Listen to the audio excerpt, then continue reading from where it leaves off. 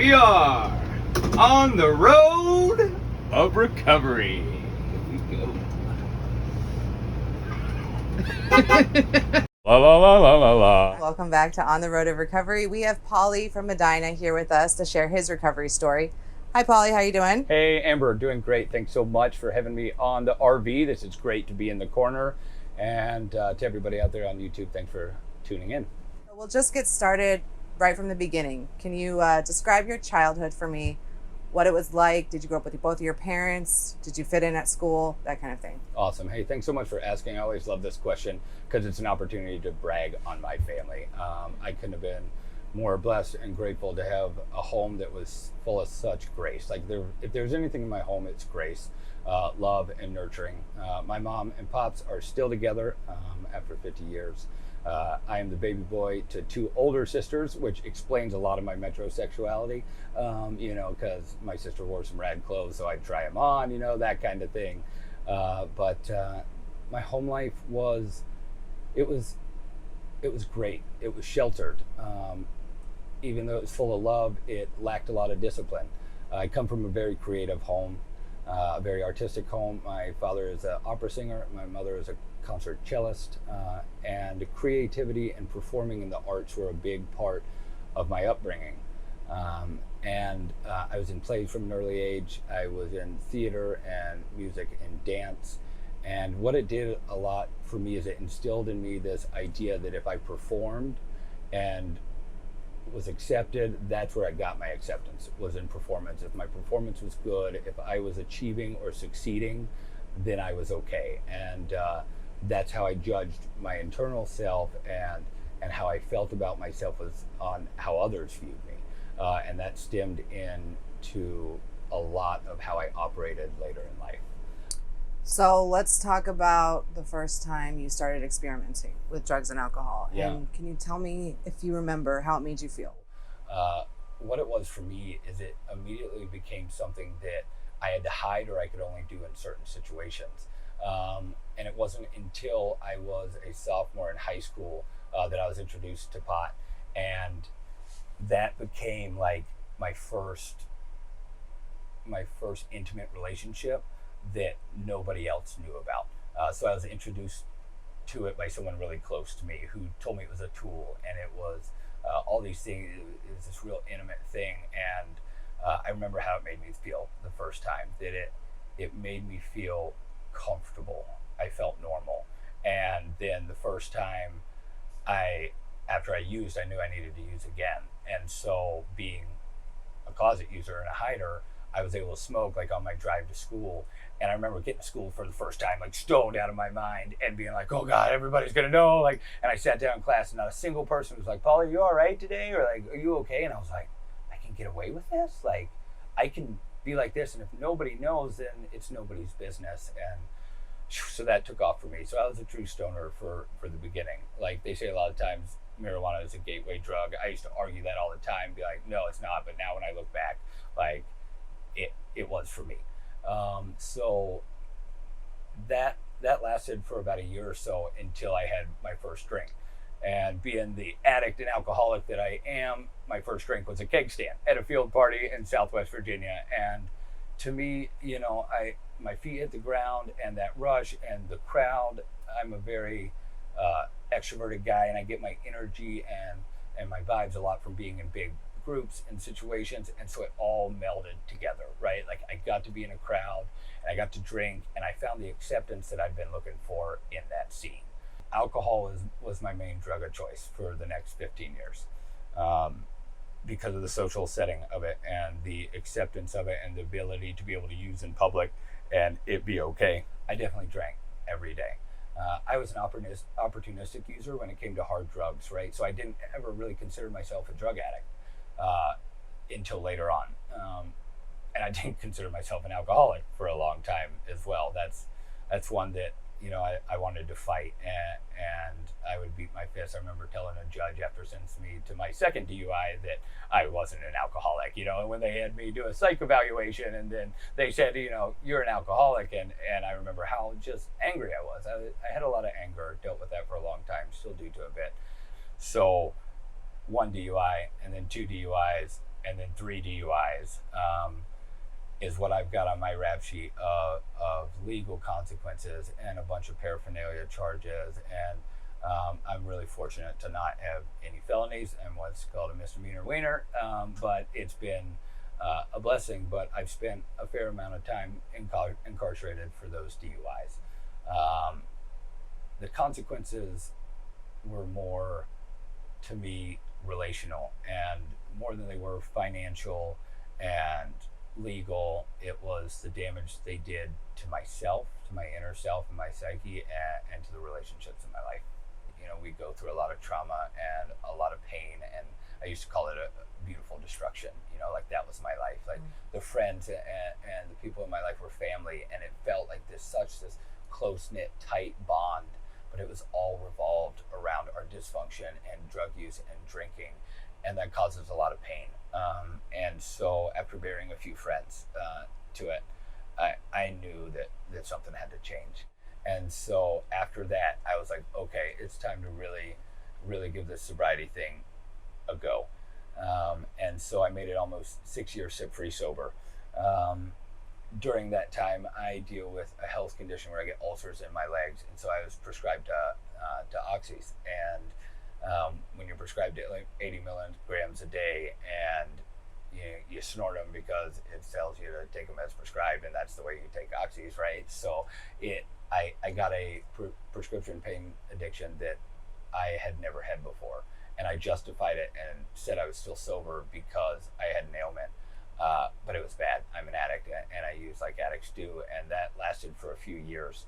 But at 30 years old, I went through a massive depression because of my opioid use. I, at the time, had a business and a thriving marriage and twin boys that were 4 at the time, and I went into a massive depression because I was separated at the time from my wife, and life wasn't going the way I wanted, and the pain was getting really bad in my heart, and I decided I needed help, and I went to get mental health help, and unfortunately was misdiagnosed, and I was put on a medication that got me out of my depression, but it sent me into a manic episode because I am bipolar, and it derailed my life. And so to cope with that, I found methamphetamine, and I used to say that if it wasn't for that, I wouldn't be here anymore because I was so suicidal and I was so hurt, and so I used like crazy. And part of my story was like that was one I'd never do. I just didn't like it, but it became. It took over me, and I went through almost an 11-month meth addiction in a different state, away from my kids,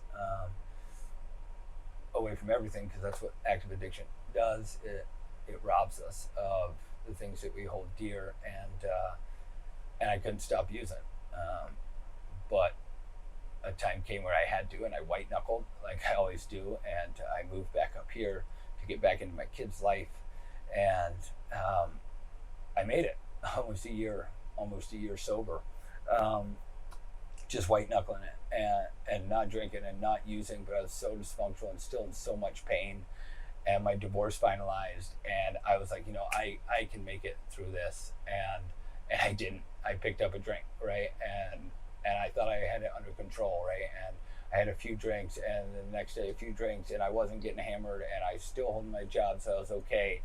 And it put me in a situation where somebody offered me a line of what they said was oxy, and it had been a long time since I had one of those, so I accepted, and I knew it looked different than what it should have, and it was cut with heroin and fentanyl, and I got the nods, and was like, okay, and I went to leave. I waited till I was good enough, right, as we say, to drive, and I went home, and he sent me home with a little bit, and I'll never forget, he said, be careful, I don't want you to end up in the hospital. And I looked at him, I was like, dude, what are you talking about, man? End up in the hospital, and it's a baby line, whatever, dude. And I took that home, and Oh, by the grace of God, I had someone living with me at the time, and we were having a conversation. He had no idea I was intoxicated, and he ran out to the gas station real quick. And I took that as my opportunity, right, to go finish what I had. And I came back, and by the time he got back, I wasn't breathing. And it's such a godsend. I came to in the back of the ambulance after rounds of Narcan. And at first, I didn't know what had happened because I hadn't used in so long. And I remember feeling like I'd been abducted. And then when the reality hit that I had used, and this was like I OD'd,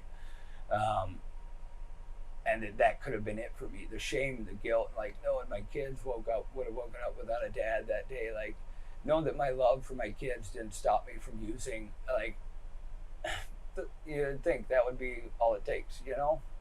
And I remember I was treated at the hospital, and it happened at 1 a.m, and I was released on my own recognizance by 6 a.m. and I was back to work the next day. Nobody was like, Pauly, you all right, man? Like, I was like, how does this keep happening? And my dope boy hit me up that day, and that was it. It turned from coke to crack cocaine. Turns out I'm a bona fide crackhead. I had no idea I am. And I used every day for 48 days straight. I would wake up in the morning, and my bride would be like, good morning, Paul, we're going to be getting high today. And I'd be like, no, we're not. And we would. And like, I didn't eat, I didn't sleep, I didn't drink. I couldn't function. I couldn't live without it. Like, it took over my brain before food or anything else I had to use. It was that big of an obsession, because that's how I was trying to cope and deal with my pain and my trauma and my guilt and my shame and all my things, and it doesn't work.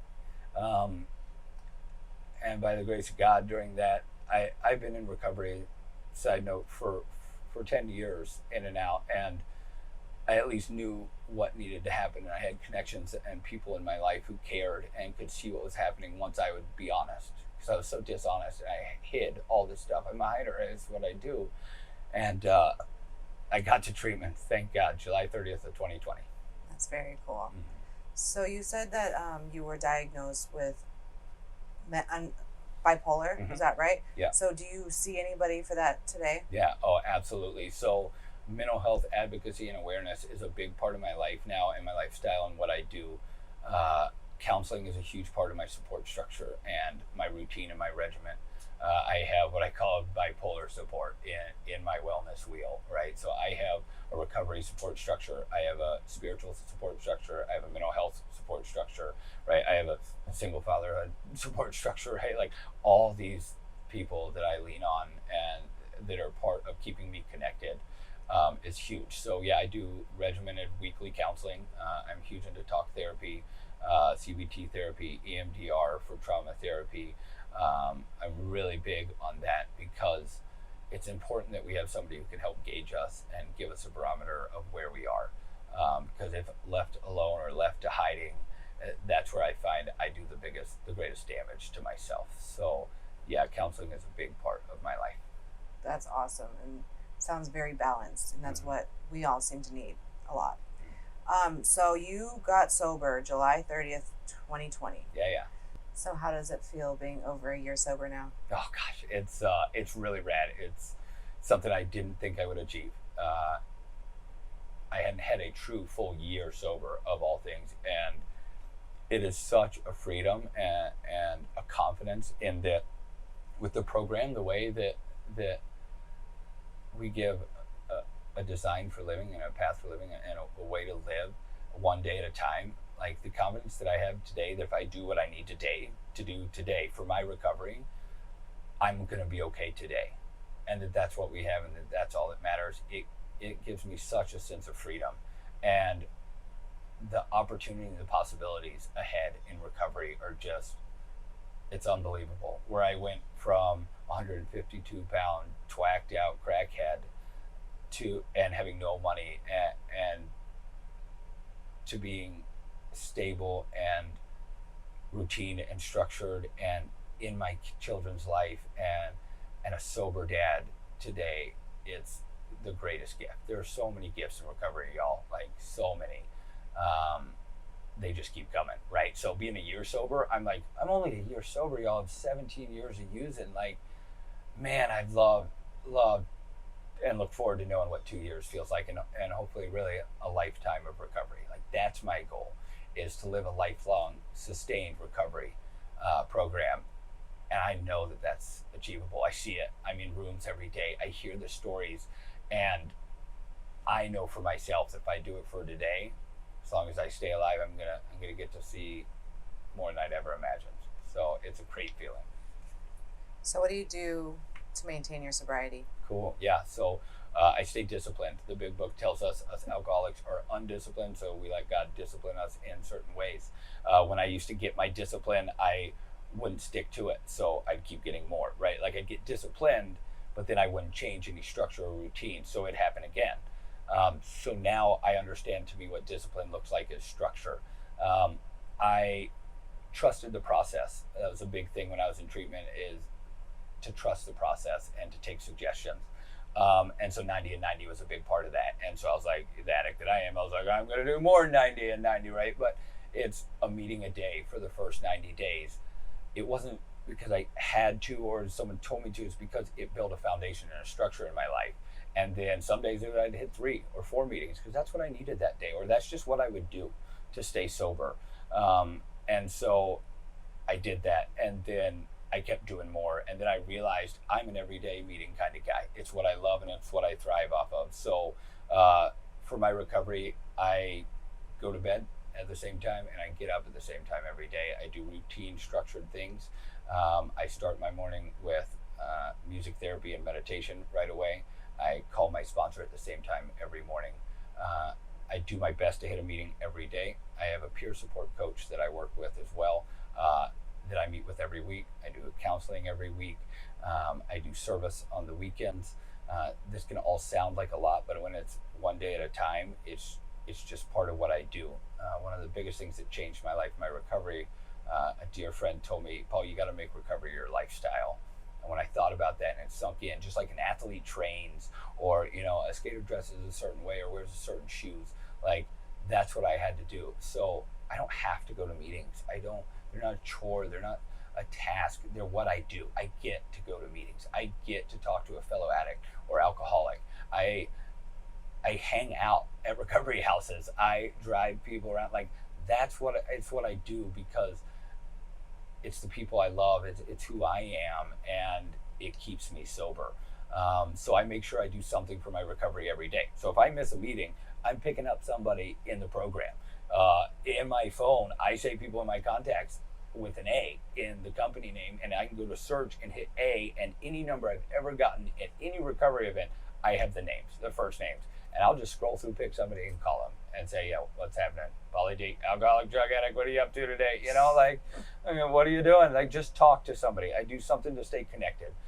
The opposite of connection to me is addiction, right? And so therefore the opposite of addiction is connection. So if I stay connected on a daily basis to my higher power, to people in the program, and to my support structure, watch out, man. Mm-hmm. Sky's the limit. Right. What dreams do you have that otherwise wouldn't have been possible? Oh gosh, I wouldn't have a dream. I wouldn't have a dream if I was using.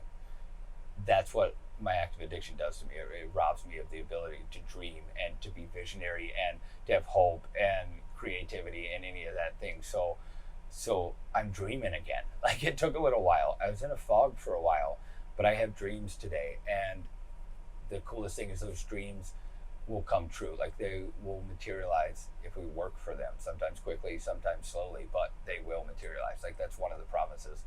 There's a lot of promises in the program, and that's a big part of what keeps me sober, because I can put my trust and my hope, my faith in those promises because they're true.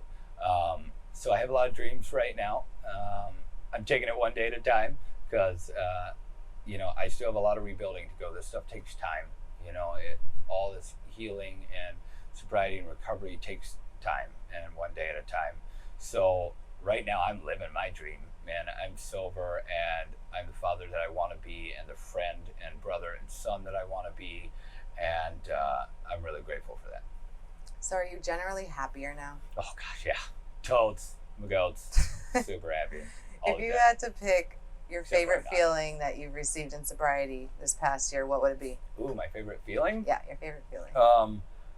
It is the feeling of knowing that the father that I am in my kids' life and how they look at me, that I can be the dad that they need without letting them down, without failing them, without them having to see me in pain and active addiction is the best. When I got my 12 months chip, I swear one of my sons was more excited than I was, and that was just the best feeling. For them to be proud, and for them to have me. They almost didn't, like, I spend the rest of my life, in gratitude that I'm still here for that. So, what have you learned from your active addiction? Gosh, I have learned my active addiction has taught me that I am powerless, completely powerless over drugs and alcohol, and that my life becomes wildly unmanageable. My active addiction has taught me that I will hate myself and destroy myself, and I will lose what life is meant to be to the fullest to drugs and alcohol. And so it's taught me that I can survive it, and I can persevere, and I can find a way to live without it. So I am grateful for the fact that I'm an addict and an alcoholic, and that I'm grateful that I'm sober today. Do you have any words of hope that you would like to share with someone trying to get sober? Oh yeah, sure. Listen, we recover, y'all. We do. We recover.